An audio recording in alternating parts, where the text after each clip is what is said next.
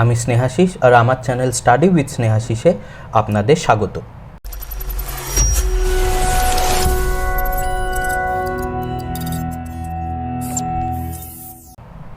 আজ আমি আলোচনা করব ডিএনএ রেপ্লিকেশন বা ডিএনএ প্রতিলিপিকরণের পার্ট 2তে প্রসেস, অর্থাৎ ডিএনএ রেপ্লিকেশনের যে প্রসেসটা বা যে প্রক্রিয়াটা সেটা আজকে আমি শুরু করব।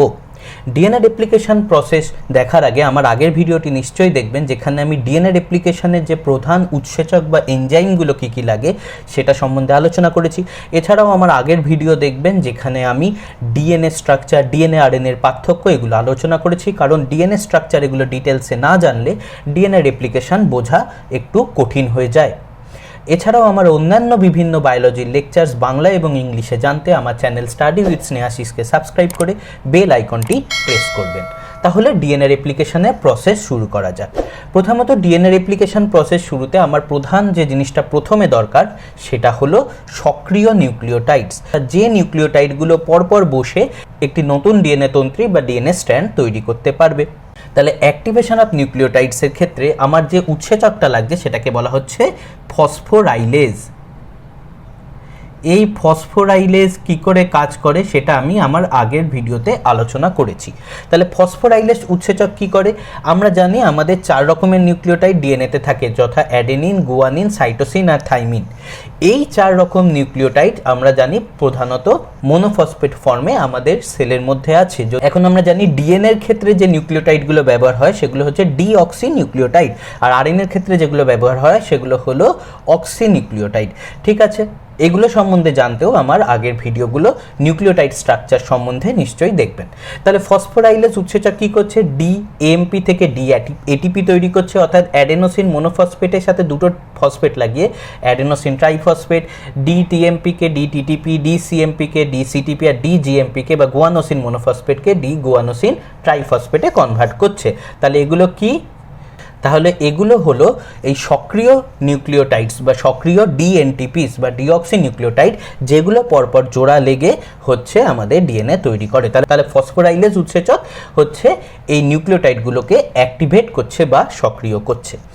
এরপর কি আমরা আসব যে ডিএনএ আনওয়াইন্ডিং। আমরা জানি ডিএনএ হলো একটা ডাবল স্ট্র্যান্ডেড স্ট্রাকচার, যেটা হেলিকাল বা হেলিক্সের মতো প্যাঁচ করে থাকে, কিন্তু রেপ্লিকেশন করতে গেলে এই হেলিক্সটাকে খুলতে হবে। হেলিক্সটাকে খোলার ফলেই ডিএনএর মধ্যে জায়গা পাবে যেখানে ডিএনএ পলিমারেজ ইত্যাদি উৎসেচকগুলো বসতে পারবে এবং ডিএনএ রেপ্লিকেশন করতে পারবে। তাহলে আমরা নেক্সট আসছি ডিএনএ ওপেনিং বা আনওয়াইন্ডিং অফ ডিএনএ, অর্থাৎ ডিএনএর প্যাঁচটা খোলা। ঠিক আছে, একটা জিনিস এখানে খুব ইম্পর্টেন্ট, আমি যদিও এগুলোকে স্টেপ বাই স্টেপ বলেছি, প্রথমে নিউক্লিওটাইডের সক্রিয়করণ, তারপর ডিএনএ খোলা, এগুলো কিন্তু আসলে একসাথে হচ্ছে অর্থাৎ মানে কি হচ্ছে নিউক্লিওটাইড সক্রিয় হচ্ছে, সেগুলো নিউক্লিওটাইডগুলো পরপর জোড়া লেগে ডিএনএ তৈরি হচ্ছে, একই টাইমে নিউক্লিওটাইড সক্রিয় হয়ে যাচ্ছে, আবার সাথে সাথে রেপ্লিকেশন হচ্ছে, কীরকম ডিএনএ আনওয়াইন্ডিং হচ্ছে, রেপ্লিকেশন চলছে। তাহলে এটা একটা কন্টিনিউয়াস বা প্যারালাল প্রসেস। পরপর আমি এটাকে বোঝার জন্য আলোচনা করলেও একটা হলে আরেকটা হবে তা কিন্তু নয়, সব একসাথে চলছে। ঠিক আছে, তাহলে ডিএনএ আনওয়াইন্ডিং এর ক্ষেত্রে কি ডিএনএ প্যাঁচটা খুলছে এবং ডিএনএ প্যাঁচ খোলার ফলে ওপেনিং হচ্ছে। কিরকম আমি এখানে ভালো দেখতে পারি, ডিএনএ নর্মালি আমি জানি এরকম ডাবল স্ট্যান্ডার্ড, বোঝার জন্য আমি লিনিয়ার বা সোজা করে এঁকেছি, যদিও আসলে এখানটা পেঁচিয়ে থাকার কথা। ঠিক আছে, এখন এই যে এখানটাতে আমি দেখছি এই ডিএনএটা দুদিকে দুটো স্ট্র্যান্ড খুলে গেছে এবং মাঝখানে হাইড্রোজেন বন্ডগুলো ভেঙে গেছে, এটাই হলো এই আনওয়াইন্ডিং অফ ডিএনএ বা ডিএনএ খোলা। এখানে যে উৎসেচকগুলো কাজ করে কি আমরা জানি, হেলিকেজ। আমরা আগের ভিডিওতে আলোচনা করেছি হেলিকেজ কি করে, হাইড্রোজেন বন্ডগুলোকে ভেঙে ডিএনএটাকে খুলতে সাহায্য করে। এছাড়াও আসে আরও দুটো প্রোটিন, একটা টোপো আইসোমারেজ উৎসেচক আর একটা single strand DNA binding protein. এগুলো সম্বন্ধেও আলোচনা করেছি কি করে কাজ করে। টোপো আইসোমারেজ কি করে, টানটাকে কমায়, আর এসএসবিপি বা single strand DNA binding protein এই দুটো স্ট্র্যান্ডের গায়ে অনেক ছোট ছোট প্রোটিন লেগে স্ট্র্যান্ড দুটোকে বাধা দেয় আবার নিজেদের মধ্যে কাছাকাছি আসতে। কোন জায়গাটাতে এই আনওয়াইন্ডিং হবে এটা তো আমায় জানতে হবে। একটা ডিএনএ একটা লম্বা জিনিস, একটা বড় জিনিস, এর ঠিক কোন জায়গাটাতে আনওয়াইন্ডিং হবে বা প্যাঁচ খুলবে সেইটাই হলো এই recognition of replication start site, অর্থাৎ কোন জায়গা থেকে রেপ্লিকেশন শুরু হবে, কোন নির্দিষ্ট সিকোয়েন্স থেকে ডিএনএ রেপ্লিকেশন শুরু হবে সেইটা চেনা হলো এই রেপ্লিকেশন স্টার্ট সাইটকে চেনা। যে জায়গায় শুরু হয় তাকে বলে রেপ্লিকেশন স্টার্ট সাইট বা অরিজিন অফ রেপ্লিকেশন, কারণ এখান থেকে রেপ্লিকেশনের অরিজিন বা শুরু হচ্ছে। ঠিক আছে, এই অরিজিন অফ রেপ্লিকেশন প্রোক্যারিওটিকদের ক্ষেত্রে যেরকম ই কোলাই এর উদাহরণ হলো ওরিসি, তাহলে ই কোলাইতে অরিজিন অফ রেপ্লিকেশনকে বলে ওরিসি। আমরা দেখেছি যে প্রোক্যারিওটিকদের ক্ষেত্রে বা আদি কোষের ক্ষেত্রে দেখা যায় যে ডিএনএ রেপ্লিকেশনের অরিজিন একটাই সাধারণত জায়গা হয়, তাহলে একটি ডিএনএতে অরিজিন অফ রেপ্লিকেশন বা রেপ্লিকেশন শুরুর জায়গা একটাই থাকে। কিন্তু দেখা গেছে ইউক্যারিওটিক বা আদর্শ কোষের ক্ষেত্রে দেখা যায় যে ডিএনএ রেপ্লিকেশনের অরিজিন বা স্টার্ট সাইট কিন্তু একাধিক থাকে। এর কারণ কি? এর কারণ হলো আমরা জানি যে ইউক্যারিওটিক কোষের ডিএনএ অনেক বড়। এখন এত বড় ডিএনএকে একটি জায়গা থেকে রেপ্লিকেশন শুরু করে কমপ্লিট করতে অনেকটা সময় লাগবে। যাতে এই সময়টা কম লাগে কমপ্লিট ডিএনএটা রেপ্লিকেশন করতে, তাই একটু গ্যাপে গ্যাপে গ্যাপে অরিজিন থাকে। তাহলে অ্যাট এ টাইম একটু গ্যাপে গ্যাপে গ্যাপে ডিএনএ রেপ্লিকেশন শুরু হতে পারে এবং অ্যাট এ টাইম একটু একটু জায়গা করে ডিএনএ রেপ্লিকেশন করে টোটাল টাইমটা অনেক কম সময়ে টোটাল ডিএনএটা রেপ্লিকেশন করা যায়।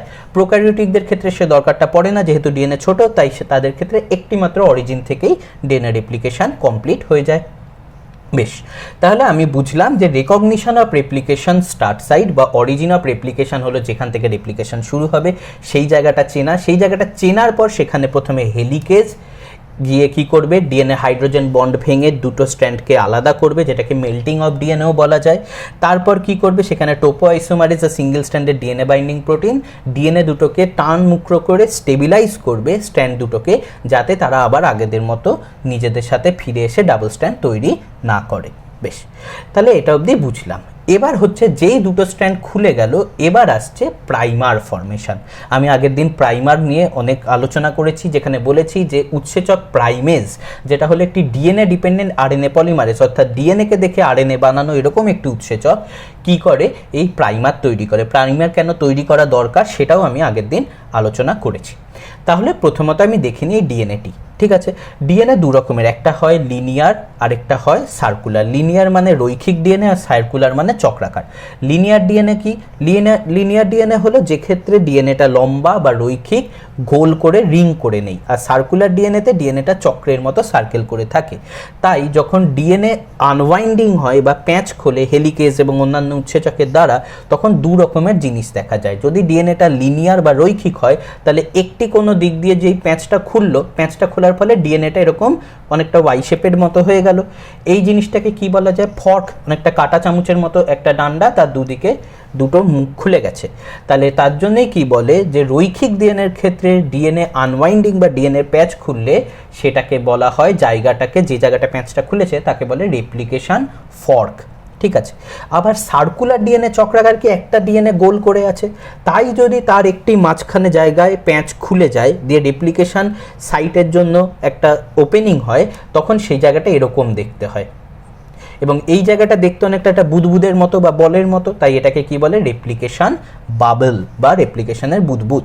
এবার আমি আরেকটা জিনিস আলোচনার হলো যে ডিএনএ আমরা জানি, আমরা ডিএনএ স্ট্রাকচার ভিডিও আগে পড়েছি যে ডিএনএ হলো ডাবল স্ট্র্যান্ডেড কিন্তু অ্যান্টি প্যারালাল। অ্যান্টি প্যারালাল মানে কি? যদি একটি স্ট্র্যান্ডের পোলারিটি বা হচ্ছে মেরুকরণ হয় 5 প্রাইম থেকে 3 প্রাইম, তাহলে আরেকটার হবে তার উল্টো 3 প্রাইম থেকে 5 প্রাইম। ঠিক আছে, যেমনি আমি দেখছি এটা 5 প্রাইম টু 3 প্রাইম, তাহলে তার ঠিক পাশে যে তন্ত্রীটা থাকবে সেটা অ্যান্টি প্যারালাল হবে, সেটা হবে 3 প্রাইম থেকে 5 প্রাইম। ঠিক আছে, বেশ, তাহলে এবার আমি আসছি প্রাইমার ফর্মেশন। প্রাইমার ফর্মেশনের ক্ষেত্রে আমি বললাম প্রাইমেজ উৎসেচক কাজ করছে। এই প্রাইমেজ উৎসেচক কি করে? ডিএনএর ওপর প্রথমে একটা প্রাইমার বসায়। কিসের প্রাইমার? RNA primer. কেন? আমি আগে আলোচনা করেছি যে ডিএনএ রেপ্লিকেশনের জন্য আরএনএ সাহায্য দরকার পড়ে। তাহলে এই আরএনএ প্রাইমারটা কোথায় বসবে? এখন এই প্রাইমার উৎসেচক বা প্রাইমেজ কিভাবে আরএনএকে সিনথেসাইজ করে? 5 প্রাইম টু 3 প্রাইম ডিরেকশনে, অর্থাৎ শুরু করবে 5 প্রাইম থেকে এবং 8টা থেকে 10টা নিউক্লিওটাইড বসাবে 3 প্রাইম দিকে, ঠিক আছে। এখন 5 প্রাইম টু 3 প্রাইম যদি তার সিনথেসিস হয় প্রাইমারটার, তাহলে কোন জায়গাটায় বসবে এখানে? আমি জানি যে যখনই কোনো স্ট্র্যান্ড তৈরি হবে আবার নতুন এটার উপর এটা বা এটার উপর এটা, সেটাও কি হবে? অ্যান্টি প্যারালাল হবে, কারণ ডিএনএ সবসময় অ্যান্টি প্যারালাল। তাহলে এটা যদি 5 প্রাইম থেকে 3 প্রাইম হয়, তাহলে এর উল্টো স্ট্র্যান্ডটার হবে এদিকটা 5 প্রাইম, এদিকটা 3 প্রাইম, ঠিক আছে। তাহলে এইটা 3 প্রাইম, তার অপোজিটে এইখানে আরএনএ নিউক্লিওটাইডটা কোথায় বসবে?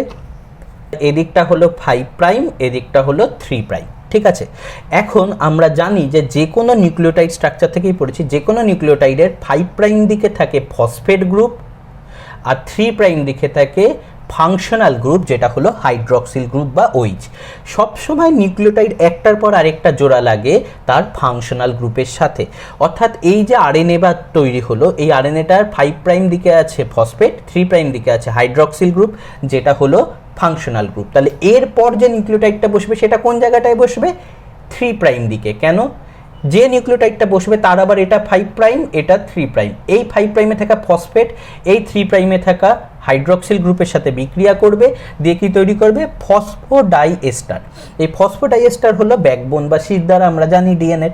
তাহলে কি এটা বসবে, এরপরে নিউক্লিওটাইড তার পাশে বসবে, তারও আবার এটা 5 প্রাইম, যার এই 3 প্রাইমে থাকা OH এর সাথে আবার ফসফেটটা বিক্রিয়া করে আরেকটা ফসফোডাইএস্টার করবে, এদিকে আবার 3 প্রাইম, এরকম করে পরপর নিউক্লিওটাইডগুলো বসতে থাকে। তাহলে আমি বুঝতে পারছি যে সবসময় ডিএনএ রেপ্লিকেশনের ডিরেকশন বা পথ বা মুখ কোন দিকে হবে? 5 প্রাইম থেকে 3 প্রাইমের দিকে। That is 5 prime to 3 prime হলো ডিএনএ রেপ্লিকেশনের পথ বা মুখ বা ডিরেকশন। তাহলে ডিএনএ রেপ্লিকেশনের ডিরেকশন হলো অলওয়েজ 5 প্রাইম টু 3 প্রাইম, ঠিক আছে। তাহলে আমি বুঝতে পারছি এই স্ট্র্যান্ডটা যেটা ওপরে ফাঁকা দিকটা হলো 3 প্রাইম, তাহলে 3 প্রাইমের অপোজিটে এখানে যে আরএনএটা বসবে সেটা কি? 5 প্রাইম আরএনএটা এখানে বসে গেল। তাহলে 5 প্রাইম টু 3 প্রাইম আরএনএ 3 প্রাইমের উল্টো দিকে বসলো। এই যে আরএনএটা বসলো, এই আরএনএর এই দিকে থাকা 3 প্রাইমে হাইড্রক্সিল গ্রুপ আছে, আমি পড়লাম। এই হাইড্রক্সিল গ্রুপের ঠিক পরে কি বসবে? এবার বসবে এখানে ডিএনএ, ঠিক আছে। অর্থাৎ বসবে ডিএনএ নিউক্লিওটাইড, অর্থাৎ ডিএনএ নিউক্লিওটাইডটা আরএনএর 3 প্রাইম দিকে বসে গেল এবং এভাবে একটার পর একটা নিউক্লিওটাইড বসতে থাকবে। অর্থাৎ 5 প্রাইম থেকে 3 প্রাইম ডিরেকশনে নিউক্লিওটাইডগুলো পরপর বসে বসে তৈরি করবে একটা তন্ত্রী, যার প্রথমে একটুখানি আরএনএ প্রাইমার আছে, তারপর ডিএনএ তৈরি হয়েছে। এরপর আমরা জানি পরে ডিএনএ পলিমারেজ 1 এসে কী করবে? এই আরএনএটাকে তুলে সেখানে আবার একটা ডিএনএ বসিয়ে দেবে, দিয়ে কমপ্লিট একটা নতুন ডিএনএ তন্ত্রী বা ডিএনএ স্ট্র্যান্ড হয়ে গেল। তাহলে যে তন্ত্রীতে কন্টিনিউয়াস হচ্ছে ডিএনএটা তৈরি, অর্থাৎ একবার আরএনএটা 5 প্রাইম পার্টে বসার পর তারপর পরপর ডিএনএ নিউক্লিওটাইডগুলো বসছে, সেটাকে বলি লিডিং স্ট্র্যান্ড। এবং এই লিডিং স্ট্র্যান্ডের ওপেন কোন দিকটা খোলা? 3 প্রাইম এন্ডটা খোলা।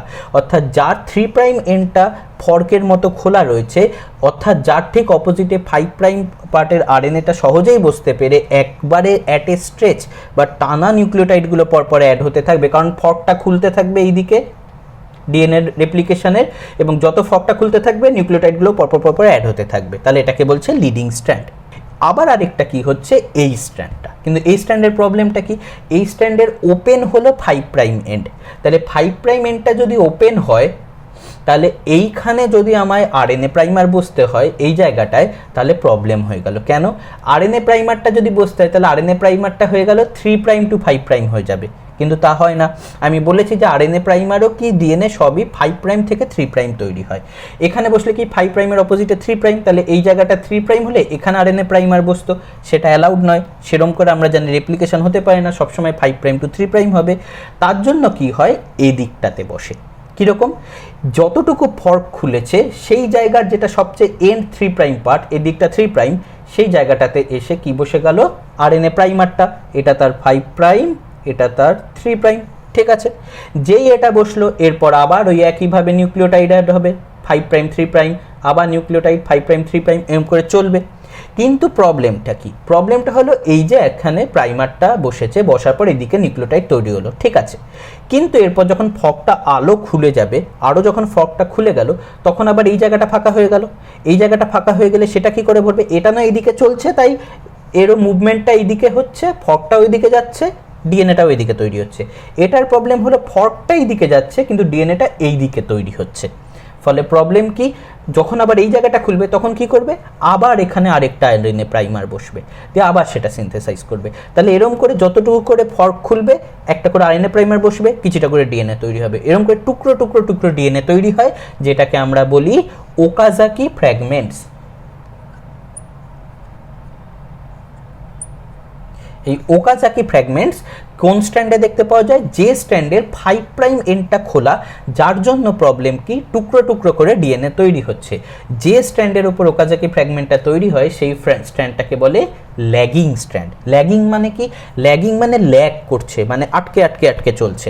তাহলে এক্ষেত্রে কি রেপ্লিকেশনটা যেহেতু আটকে আটকে আটকে আটকে হচ্ছে, একটুখানি তৈরি হলো আরএনএ ডিএনএ, তারপর আবার একটুখানি পরে আবার একটু আরএনএ দিয়ে আবার ডিএনএ, আবার একটু পরে আবার একটু আরএনএ দিয়ে আবার ডিএনএ, এরকম ফ্র্যাগমেন্ট বা ওকাজাকি ফ্র্যাগমেন্টগুলো পরপর তৈরি হয়, এটাকে বলা হয় ল্যাগিং স্ট্র্যান্ড। এবং এটা থেমে থেমে হয়। আর লিডিং স্ট্র্যান্ড কেন, অ্যাট এ স্ট্রেচ টানা চলছে, লিড করছে, তাই এটাকে লিডিং স্ট্র্যান্ড বলে, যা 3 প্রাইম এন্ডটা খোলা, যেখানে 5 প্রাইম টু 3 প্রাইম ডিরেকশনে সিনথেসিসটা কন্টিনিউয়াস বা টানা চলে।